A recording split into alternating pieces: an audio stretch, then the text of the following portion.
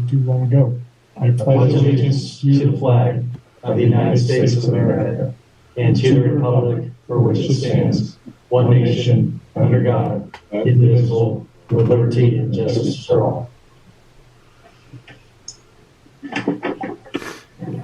Okay, we'll start with a roll call. Chuck Coleman. Here. Okay. Bob Morgan, here.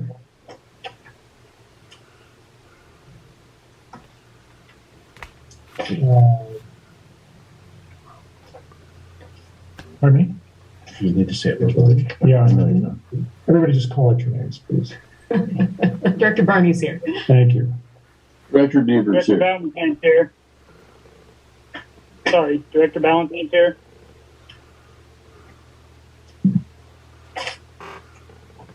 You guys hear me? Yep. Yes, I can hear you. Okay. Okay, we've got all 5 here. And approval of agenda. That's we need a motion for approval of agenda. Is that what it is? So I apologize, I'm Rob. This is my first time as chairman. Moves to approve the agenda. Okay, thank you. I'll second it. Okay. All right, next is community announcements. Member of the audience may make announcements. Excuse me, you need to do the roll call vote on the motion. Oh, roll call on the motion. Chuck? Aye. Barney? Aye. Valentine? Yes. Devers? Aye. Morgan? Aye. All approved. Okay, community announcements. Members of the audience may make announcements regarding community events. Do we have any announcements from the audience? How many are in the audience, actually? Are there any? Okay. A few? Okay. 3 then.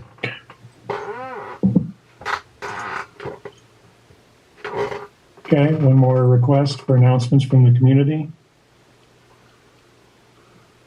Okay, moving on to item 3, the consent agenda.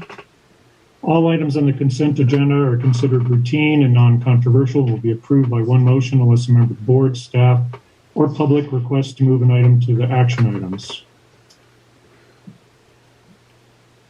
Director Valentine motions to approve. Okay, And Director Barney seconds. okay, then the motion passes. Roll call. Roll call, Chuck Coleman. Aye. Aye. Ms. Barney's Barney. aye. Okay, Mr. Valentine, Aye. Mr. Devers. It's Deaver and it's aye. Sorry about There's that, not sir. 2 of you there? Don't feel bad. Well, your presence is like plural. There's more than it's so magnanimous. Mr. Morgan? Lovely. Aye. So, consent agenda approved by all 5.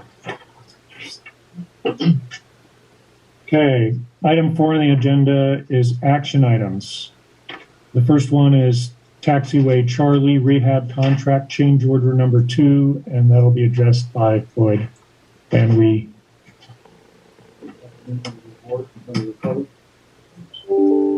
Better? Good afternoon. So during the Taxiway Charlie project, part of what was included in rehabilitation of Taxiway Charlie was replacement of all the cabling and taxiway edge lights during the length. And it was discovered during that project that there's a section of cabling that passes under Taxiway Alpha at the intersection of Alpha, Charlie, and Delta that's actually in direct burial. And it's the insulation is failing on this cabling. It's in very poor shape. The change order in the amount of $42,881 some change is for a directional bore underneath Alpha so that we can place conduit under the existing pavement and replace that cabling. And that is captured under the contract in the unforeseen conditions. So although it is a monetary change order. It does not increase the overall project budget. And this has already been verbally approved by the ADO, so it's by the FAA. It's a technicality that it has to come to the board, being a change order for approval. And the engineering has reviewed the process. The engineering team that worked on the contract has reviewed this. Like, do they backfill the hole, things like that, to make sure it's not a... No, being that it's a directional bore, it does not require backfilling or any kind of... How deep is the conduit in the ground? What's the depth? It's 36 inches. Okay, that 3 feet. Okay. So it does not require compaction because it's a directional bore. So they're essentially going to drill under the asphalt and pull a conduit back through there to allow for cabling. So it was designed by Mead and Hunt, our consulting engineer. Okay, thank you.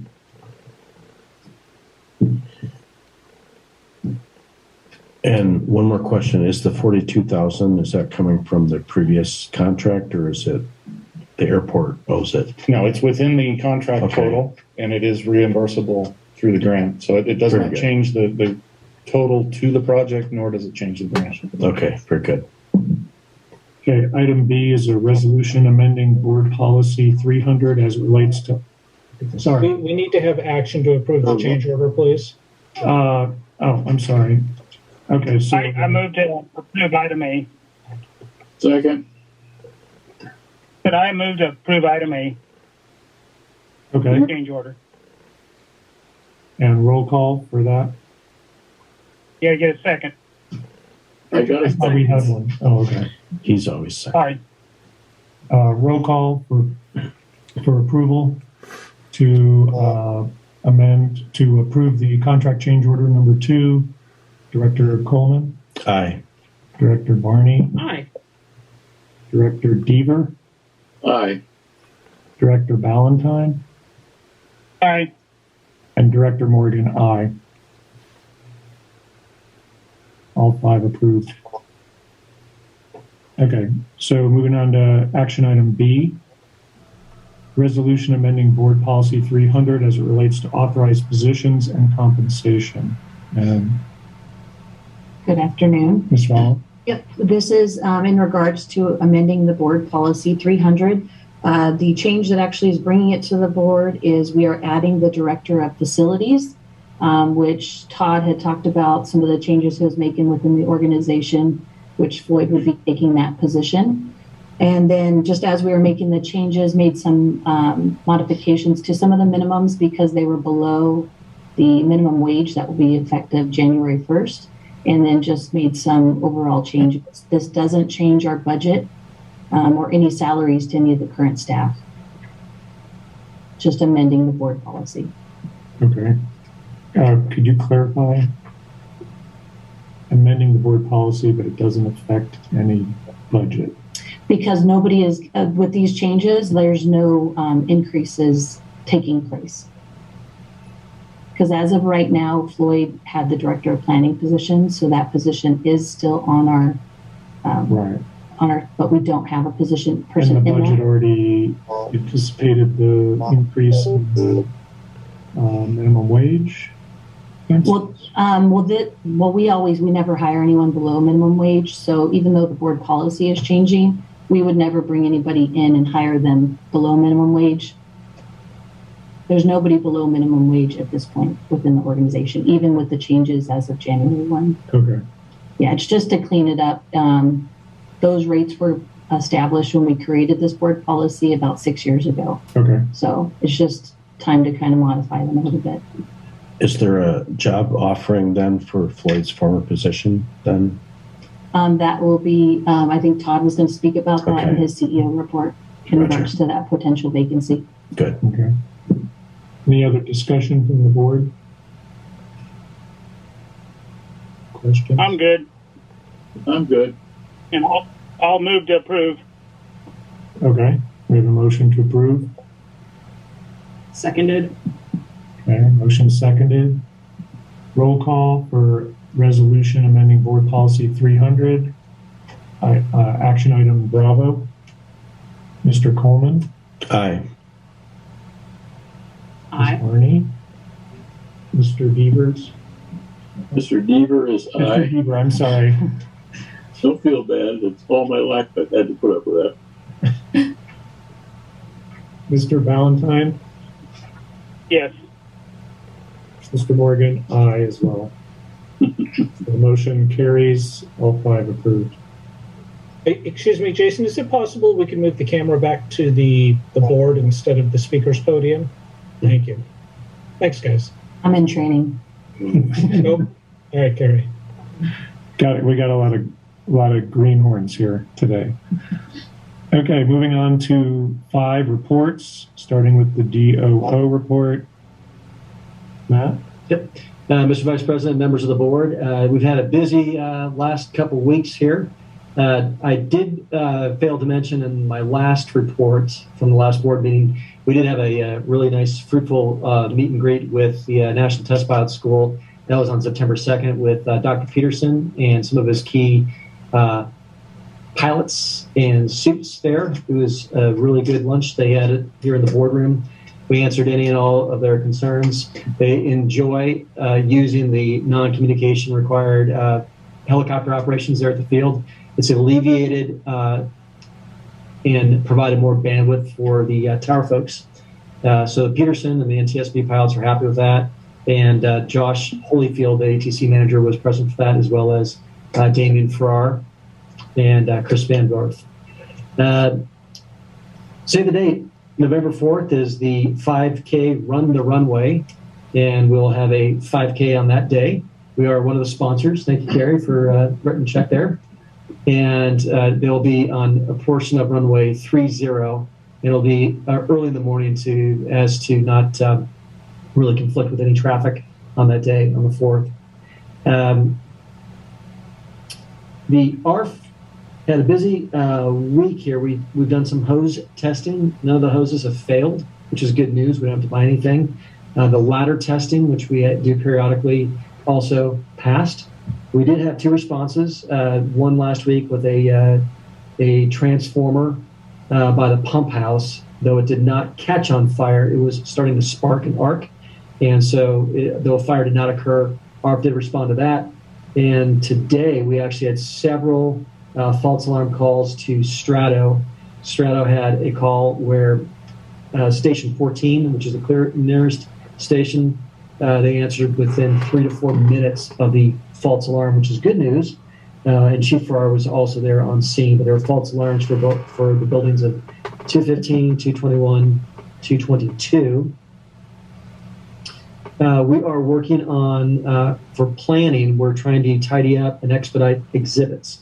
When we have potential tenants or current tenants require or need exhibits, we're trying to fast track that because we understand that they provide the bread and butter to create our paychecks here at the district. So we're cleaning that up and making it more efficient for the exhibits, outlines that we provide to the tenants.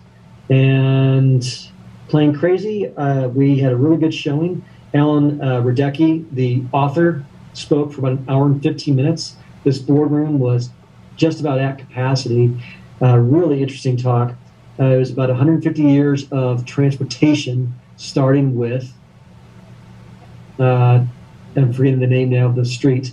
Help me out here. Not Banducci, but it's the one over by the General Aviation hangars. Belshaw. Yeah. Belshaw was the cat who started it all here. He was a wealthy San Franciscan who had a gold mine, I believe, down here, and helped facilitate the train service going over the loop, the Tehachapi Loop. And they mentioned that in LA in the 1870s, it was just a village, so there's actually no train service connecting Mojave to that region. So it was actually train service from the north. Once LA got bigger, then they did actually expand and connect the services there. So that's it for my report, and I'm happy to answer any questions if you have any. A question, Mr. Coleman. The helicopter operations without communications, could you give us a description of that, what that means? Sure. It's an LOA with a tower in the National Test Pilot School, and they operate in a box. If you listen to the AWAS, they provide updates on that.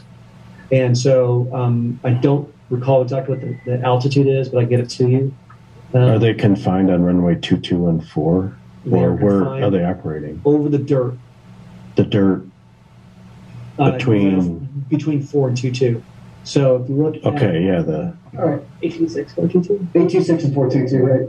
right. So the operation essentially takes place right about here. Okay, so they can do whatever operations they want, and what altitude can they go to then? Any The altitude is, I'm sorry I don't have that information. I don't want to give you bad numbers. Yeah. Has there been a conflict that you've experienced? I had conflicts in the past with those type of not specifically the helicopters on 422. Okay. And I'm curious at how they're going to communicate to know that the traffic pattern for 26 is to the north, so that's kind of a conflict there. And that they're just trying to have more freedom to maneuver the helicopters in that area. Is that their objective? That's the objective. Okay. That's the objective. I'd like to see if I could a specific area where they can operate, because if they're close to runway 26 and right traffic on 26, that's a conflict right there. Right. Because the downwind pattern is kind of in that area that you described too. I'll pull up the LOA and I'll send it to the board members. Altitude is important too. So if they're below the pattern altitude, that would be better. Mm-hmm. But it'd be nice to know what issues were brought up that proposed them to say, hey, we need communications with helicopters here, because that's Sure. yeah. My understanding was just to reduce the chatter on the radio, that because it was routine what they're doing. So they're not changing what they're doing, right? It's just They're not changing what they're doing. Okay. the tower's aware of it. It just it creates a lot more. It gives opportunity for other people to be able to break in and communicate. Exactly. Yeah, I'd just like to know specifically where their area is, because I see downwind for 26 as a conflict from Certainly, what you're describing. So Our first item to discuss is the concentric power agreement. As part of that agreement, one of the things we've learned is that there's currently an energy grant that is being made available to those who are pursuing infrastructure to accommodate sustainable energy sources such as solar and wind. So with the assistance of concentric power, we'll be going after some of that money. This is a grant that's being offered by Los Angeles County. Their area, the area associated with sustainable power for Los Angeles County, extends into Kern County, which makes us eligible to compete for those funds. So we're looking forward to that. Perimeter Road Economic Development Grant, as we previously indicated, the folks at the Economic Development Administration wanted us to do some pre-environmental analysis before accepting that grant. They have found in the past that they have issued grants, awarded grants to different organizations who have not been able to complete the projects because there's been environmental issues. So they asked us to do some environmental work up front. We are moving forward with that. The funds that we will be spending on that are reimbursable. It will be completed in about 60 days, is my understanding. The Aerospace Industrial Tenant Lunch Meeting, the next will be October 6th over at the Stewart Center. This meeting will be partially to discuss the runway 1230 project, which FAA has now indicated that funds in 2021 will not be available. The earliest we will receive funds to do runway 1230 will be in the spring of 2022 at the earliest. When those funds become available, we will probably receive them in the July-August timeframe. Therefore, we will be able to move forward with the project probably in the September-October timeframe, when it is probably too cold to do the rehabilitation, which means it will get pushed probably to the spring of 23. Regardless, that is the situation. We can't move any faster than FAA can give us the funds to do it with. So push on FAA as hard as we can. Zara Rutherford was here. Zara is flying around the world. She's a young lady from Belgium. We were happy to host her. She got in here on a Monday morning. She was very, very tired, very exhausted. So luckily for Zara, the visibility was down on Tuesday. She got to spend an extra day here at Mojave. and was able to recuperate and get back in the air on Wednesday morning. It was good having Zara here, and we look forward to following her trip as she continues. I think she was going from here to Palo Alto, and then from Palo Alto to Montana, and then from Montana up to Alaska, and from Alaska across Russia. And talking to Director Barney and others, the issue for Zara more than anything is her parents are really concerned about her trying to get across Russia before hard winter sets in. So more to follow on Zara. We'll keep an eye out for her. The next GA Cookout and Barbecue is now scheduled for September 30th. Hope you all can be there. Looking forward to doing that. We'll look forward to getting out and speaking with the folks that are GA hangar tenants and all the folks in the general aviation area. It's always fun to hang out with them. The GA Hangar Improvements Pavement Project, I received the design today in a FedEx box. I haven't gotten it out of the box yet. It's a lot of drawings. But as part of our process here, I'm going to have the folks from Meet and Hunt. My plan is to have them here at the next board meeting to discuss the GA pavement issue with everyone, with all of us, and provide probably a lot better clarity than what I can give it. Mailboxes are up. We're currently in the process of working with the post office to get the key situation figured out. That was done previously. We have no written word from the post office. Yes, sir. Sorry, I didn't mean to interrupt, but I just got word I'm meeting him at 3:00. So good. And we'll have the key issue addressed and move forward with getting those issued to all the tenants, and so everybody can start getting their mail here. The light project on the hangars will begin. Actually, the first phase will begin this Wednesday.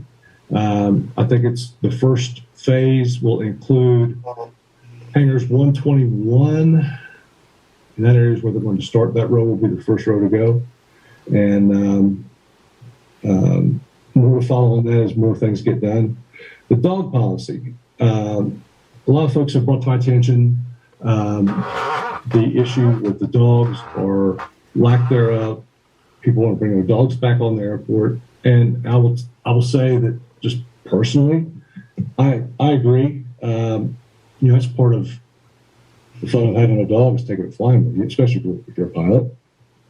So we've been looking into this, and if I may refer to policy 700 under operations, and it says animals shall not be permitted on the airport without the approval of the general manager, director of operations, security manager, or person designated by the general manager, and then must be leashed or restricted so as to be under control. If approved, animals must be registered with the security office, providing type animal, physical description, and proof of applicable veterinary health records, i.e. shot records, blah, blah, blah. The owner of an animal is solely responsible for damage or injury caused by the animal. One of the things that I was kind of led to believe is that this policy had been changed previously. It has not been changed. Dogs are allowed with my approval, and you will be responsible for controlling your dog. And if you would, please have them registered with our security office.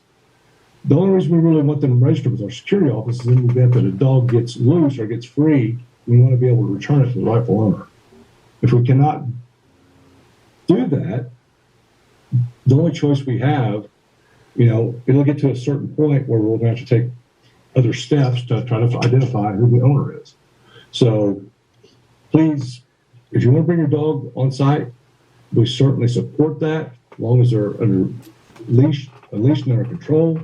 All we ask is that you please let the security office know that who your dog is, what its name is, what it looks like, things of that nature. I personally, as far as the veterinary health records, yes, that's something that we would prefer. However, that's not something that's really manageable. If people have a dog, it's out here, it's not under control, it doesn't matter if it has veterinary records or not, that's when the issue is going to occur. And please clean up after your own animal, okay? That's all we ask. Otherwise, bring your dogs, have fun. Okay. Any questions about that? Thanks for clarifying. Let's see here. Air races. I have a question about Yeah. the lighting. Yes, sir. I'm unfamiliar with that. Maybe I missed that. Okay. What are we doing? So we're putting lights on the general aviation hangars. They will be lit. They'll basically be. Is the goal to light the taxiway? What's the purpose? The goal is to provide, well, security, obviously, but to provide light. So if you're in your hangar and you're working at night in the evening and you pull your aircraft out of the hangar and you don't have a flashlight and you're trying to go somewhere, you'll have light to pre-flight your aircraft, get it ready to go, things of that nature. So is this going to be a light on everything? No. There's some poles or something? No, they'll be on the hangars themselves. There's two lights on each row of hangars facing opposite of each other, if that makes sense. They'll be staggered. So they'll become like a bright zone. Yes. Trying to keep it as equal as possible, as much light without having a bright area, shadow area, bright area, shadow area. But we're working through that right now, actually. Will the lights be motion activated or will they be on the entire night? The lights will be turned on all through the night. And then, the electricity to get to those lights, are you going to tie into the owner's hangars? No, this will be coming off of our Independent? electricity. Okay. It won't be electricity that's tied to a specific T hangar. Okay. Or general aviation hangar, Mhm. excuse me. Okay. But it'll be our electricity. It'll be on us. Okay. And backing up, I have a question about the runway too, unless you want to talk more about lights. Hang on, I have more like questions. hang on a Okay. second. On the light deal, questions. Yeah. I've got the specifics of the lights. Okay. We showed those a couple board meetings ago, so I know I have some slides I can show. So the general aviation hangar areas where those are going to be, they're not going to be along the flight line to the other buildings. Stuff. That's true. Okay. That's correct. Right. Okay. I've got a schematic, and Okay. I think it'll help a little bit. Okay. Yes, ma'am. They're not going to be so bright that it's going to trash people's night vision. I'm sure you two have already thought about that. No, actually, no, they're not. They're going to be. We actually ran the numbers, and this has been 6 weeks ago. Was the last time. What happened is we started this project, ordered all the parts, and then everything got stopped because of supply chain issues. And so I didn't really pick it back up until I got word that it was going to start this Wednesday. But I can address the power that's associated with them, and it's not. I can't remember the numbers, but I do remember having that conversation because it's something I wanted to prevent too. Can't blind somebody down.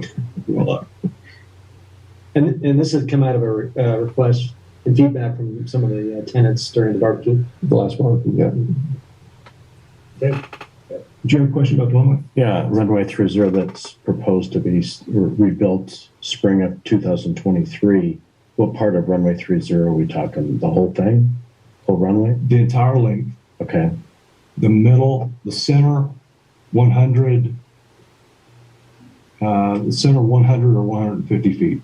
And the cost of that would be more than the taxiway project we just did because that looks like Yes, sir. more area. It's about a $20 million project. And then we put 10%. What kind of It'll be numbers? 10% is our match. And then if you looked into getting other funding from Department of Transportation, Yeah, the and state. that too. Yes, So sir. it's still 10% is kind of the best we could do. 10% is the best you can do with that. So $2 million will be invested into that. Yeah, actually, so the quote or the bid, the estimate was between 19 and 20 million dollars. Okay. The bid came in at between 14 and 15 million dollars. So the question, and that bid is based upon the higher petroleum costs that we've been experiencing over the last 6 or 8 months. The same contractor, Granite, is the bidder. Grant did not win it. Okay. It was another contractor. Okay. Can that be named or? Yes, if I could remember. Okay, I can't remember the name. Just curious because. I knew these guys did that. Okay. But Granite did not win it.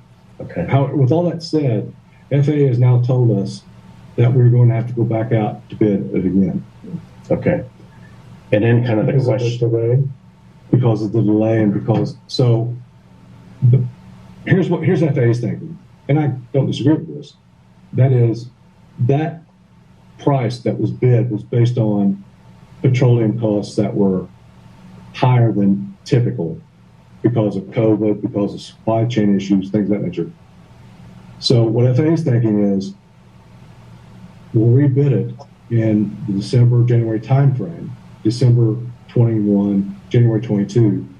The bids will probably be significantly lower.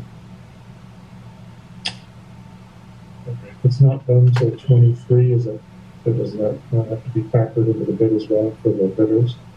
Well, Is their bid good for 2 years kind of thing? Bid is typically good for 90 to 120 days. Right. So if you're delaying it because of funding, do we have to go back and bid it again, or is there okay, so in the current situation we're in right now, the contractor, again, I apologize for not being able to recall the company, they agreed to hold their bids for until January of 22. And so there was part of me that was hoping that we would just say, okay, if they're going to hold their bids, maybe they'll hold it until 23. Can't expect a contractor to do that necessarily, but if they're willing to do that, fine, because we don't know what's going to happen. And at the same time, if we have a real run on petroleum products, it might end up where the cost of petroleum goes up even more. So right now we're at FAA's discretion on this. And, with FAA, you all know as well as I do, you choose your battles. And I don't think this is something to fight the FAA over necessarily at this point. That's what they're going to do. Kind of a detailed question. Is the strategy to maybe close half the runway down and use the other half, or is it fully closed down? And if it is, what time period are we talking? I mean, that's a very significant runway for military and everybody else. So I don't know what the strategy is for 57 days. Beginning to 24 hours end. a day, 7 days a week. Okay. The entire runway then, not in sections. Well, even if they do it in sections, right. Well, yeah, but 7,000 and 7,000. They'll be able to do the section beyond north and west of runway 422. Okay. They could do that section and leave the remainder open. Right. That'd be a good idea. They could do a portion between 422 and 826 and leave most of the runway open. Mm-hmm. But once they get the real critical area that's really has the most wear and tear right now is that section between the approach into runway 30 and runway 826. Right. And then the question is, the runway was extended 10 or so years ago. Yes, sir. The whole thing is going to be redone. It's not that initial part of runway 30 is still good. It's pretty bad. Okay. And the surveys confirm that? Yes. They did core. They took core samples. Okay. Again, this was before I got here, but they'd done core samples, and they also had identified a lot of thought issues associated with it. Okay. Went out there, and it's not failing, but it's not in good shape. And you don't want to wait till it's failing to rehabilitate the right. I'm just curious that if tenure is a limit on a runway like that. No, is that common? Asphalt is always a wild card, mm-hmm. and it depends. It always depends on the weather, meteorological conditions, the type of aircraft that are using it, things of that nature. Mm-hmm. And the only thing I can really speak to is that runway. And I'll be glad to go out there with Matt and I. It's breaking up pretty bad, and there's a lot of valleys. The Navy touchdown areas, it's breaking up bad there, or what's? the bad areas? The worst area is that area between the markers, Okay. touchdown markers, and taxiway Charlie. That area is very bad. And that essentially is the extension they did. That's not part of that. So it's the older part. Yeah.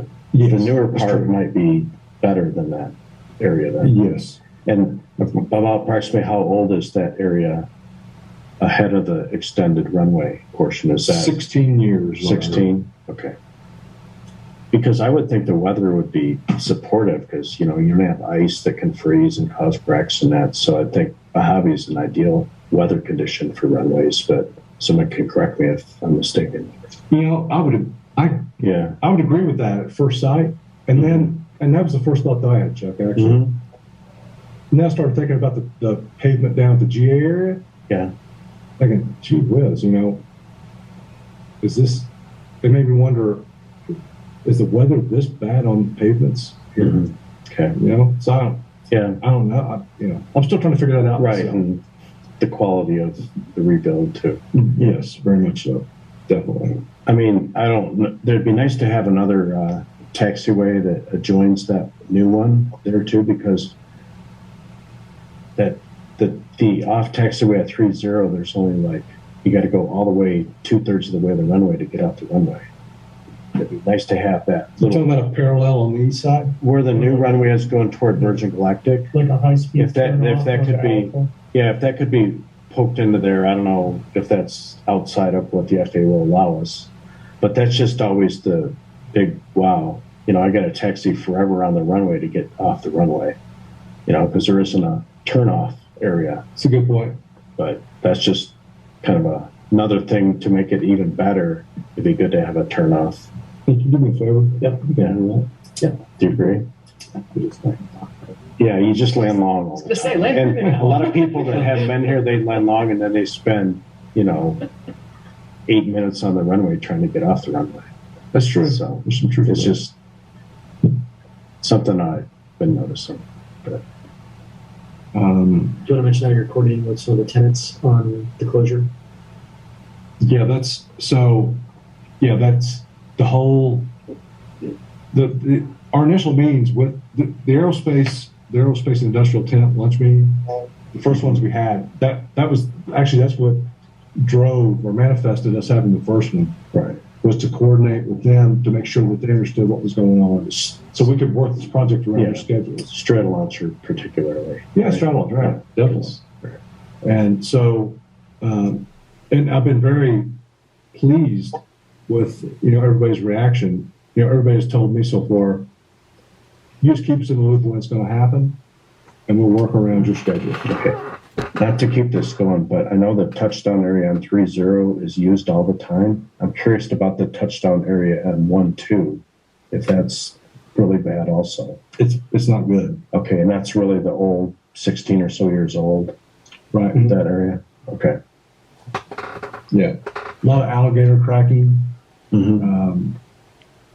A lot of spalling. Okay. No buildings have to be turned on to do this, right? Sorry, that's just That was Chuck Coleman. Yes, I'm proud to make that statement because I'm seeing those empty hangars on 26 and okay.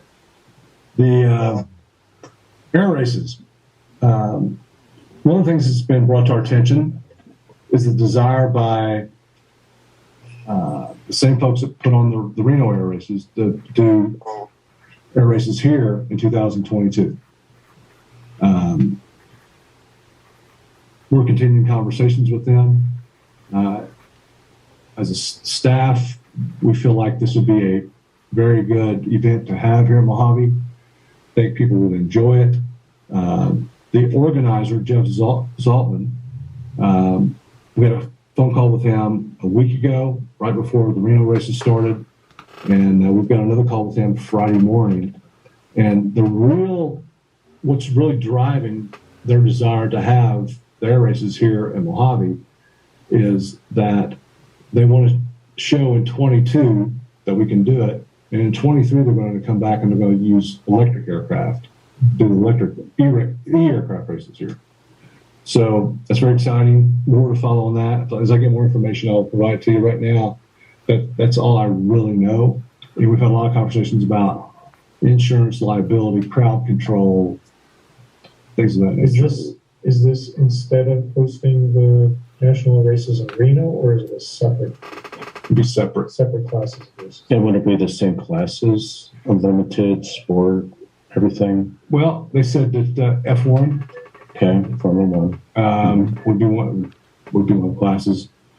As far as the classes go, one of the things that Mr. Zaltman, pointed out to us was the fact that we could do, we could do a 1-day event, we could do a 2-day event, we could do the full 3-day event.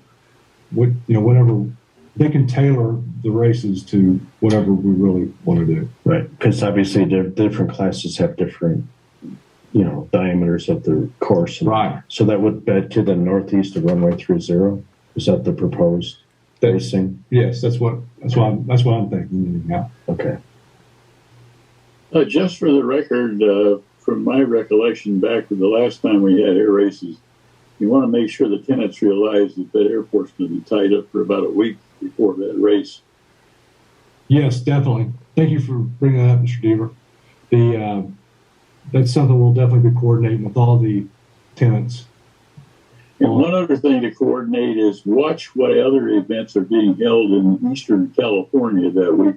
We had one air race where there was events all over Southern California. And the Sunday of the last day of the air races, we had one of the biggest traffic jams I've ever seen in this town, along with an accident and all kinds of wonderful things. Very good. Thank you. I'll definitely keep that. I'm trying to knock it. You need to be aware of what can happen.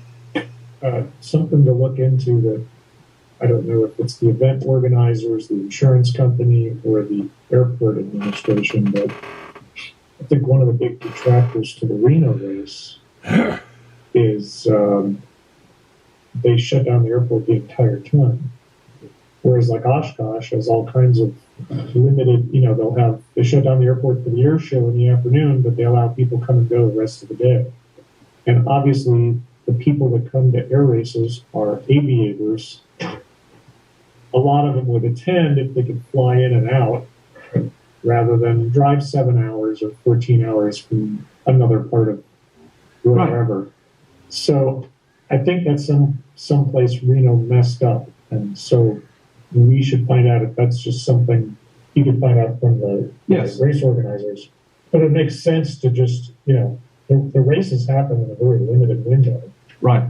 You would think you could, and you got a tower and everything, you could control the airspace, open it back up, people could come and go at the end of the day or in the morning. Yeah.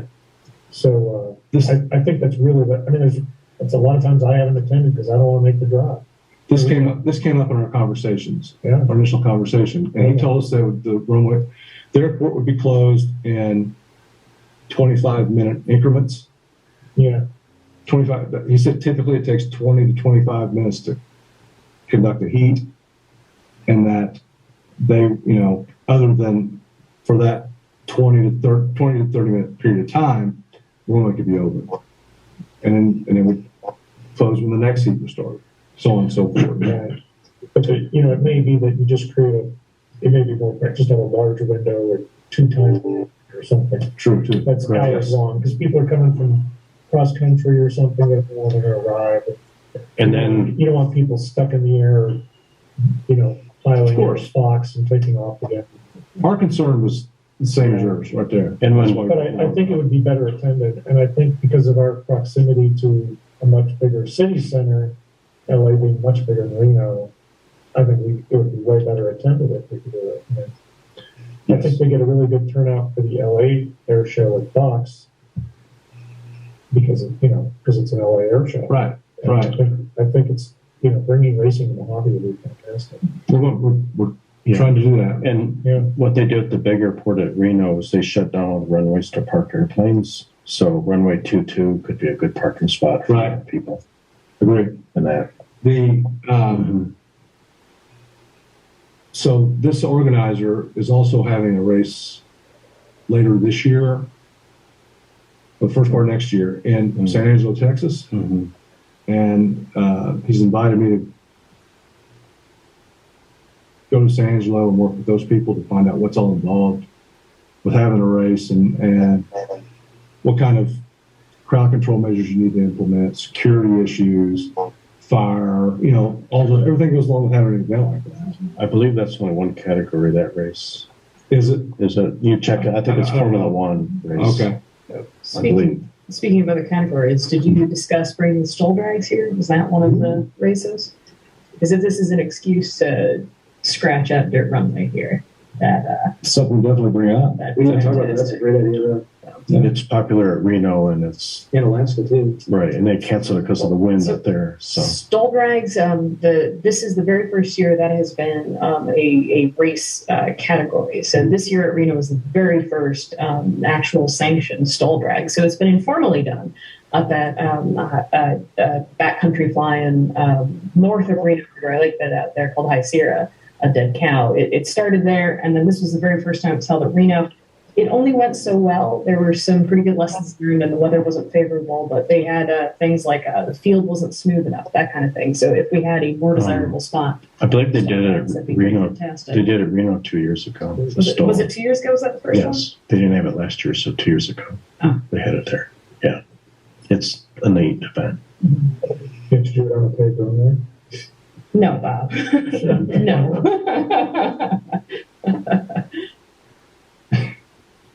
No. Okay, anything else on the races before we get that? Or we nothing? Okay. One of the things that came up earlier was the plane services are filling the director of plane position. One of the things we're looking at right now, we're looking at bringing in another planner. That's one alternative. We're also looking at the possibilities or the potentiality of outsourcing those services to a third party. I've run the numbers, and the numbers are very comparable. If we use a third party or if we hire somebody for a year's worth of planning services, it's going to be about the same. By the time you pay somebody's salary, all their benefits, as compared to a contract with a planning organization, it's very, very close. We're considering experimenting with outsourcing it for do a 3 or 4 month test window and see how it works. And if it works well, we might continue down that road. If it doesn't work, we'll obviously be on the street advertising that position. Even if we do advertise that position, it's going to be, hiring somebody. It doesn't happen overnight. It may be in our best interest to take out a short contract with someone to provide the services over the next 60, 90 days. So we're looking at all these different alternatives, and there'll be more to follow as we go into the next board meeting. We'll have a lot more answers as it relates to that. One of the advantages of hiring a firm, and a lot of agencies out here in the desert and the outlying areas do that, and there's some good ones in Bakersfield, is if somebody gets sick over there, they can always send somebody else, and they have a lot more depth sometimes than just one individual.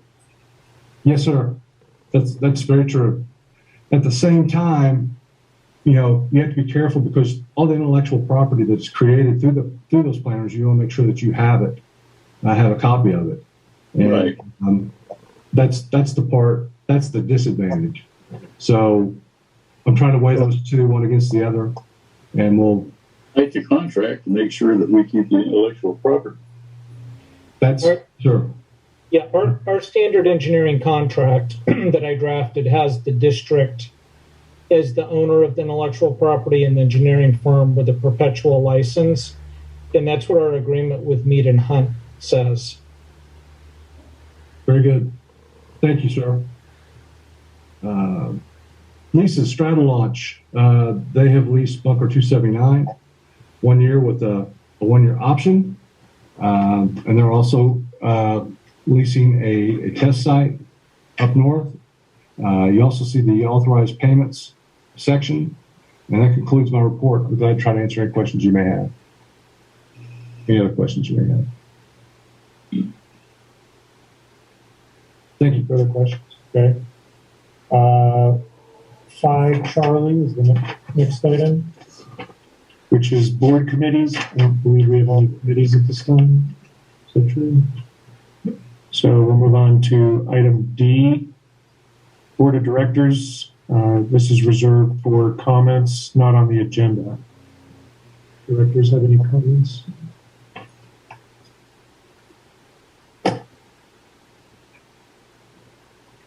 Mr. Deaver? No, thanks.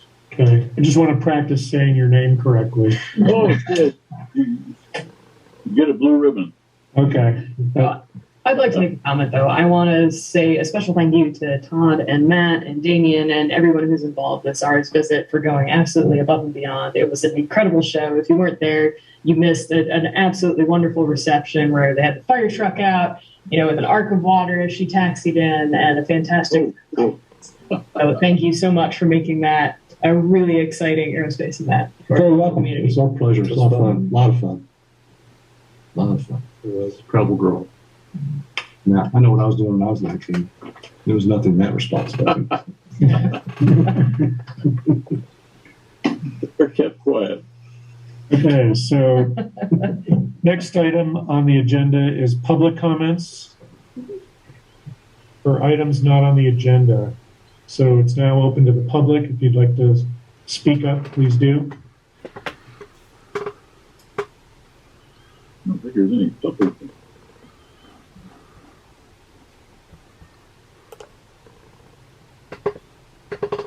You don't have to unmute anybody. They just gotcha. How many people do we have in the public online? 3 recorders. There's 2 birds and 1. Okay. There's just 2 people outside of mass opening. All right. If there's no further comments from the public, then we're going to move on to closed session, item 7. So after that, if you want to hang on in the background, we're going to lock you out, but you're welcome to come back in at the end before we adjourn for the closed session report.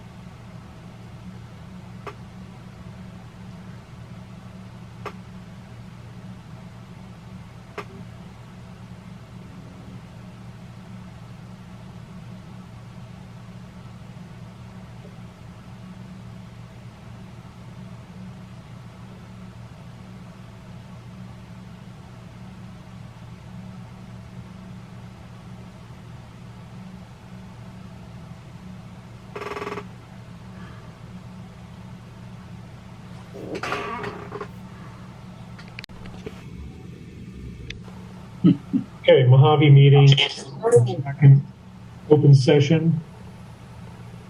And we'll get a report on the closed session. Thank you. In closed session, the board discussed real property negotiations regarding Hangar 78 and one case of potential litigation regarding Hangar 927. No action was taken and no other items were discussed. Okay, thank you, Scott. Any other comments, questions? If not, then the meeting's adjourned. Thank you all. Gavel. Thank you.